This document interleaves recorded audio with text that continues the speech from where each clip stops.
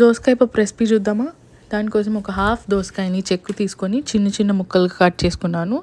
దాని తర్వాత రెండు చిన్న టొమాటోస్ కూడా తీసుకొని కట్ చేసుకున్నాను. ఒక మీడియం సైజ్ ఆనియన్, ఒక 4 పచ్చిమిర్చి, 2 ఎండుమిర్చి, 4 వెల్లుల్లి రెబ్బలు రెడీ చేసుకున్నాను. దాని తర్వాత ఒక ప్యాన్లో ఆయిల్ వేసుకొని మిర్చి, ఆనియన్, వెల్లుల్లి రెబ్బలు, టొమాటోస్, కొత్తిమీర, కట్ చేసి పెట్టుకున్న దోసకాయ ముక్కల్ని కూడా వేసుకొని బాగా వేయించుకొని ఉప్పు, పసుపు కూడా యాడ్ చేసుకొని బాగా మగ్గనిచ్చాను.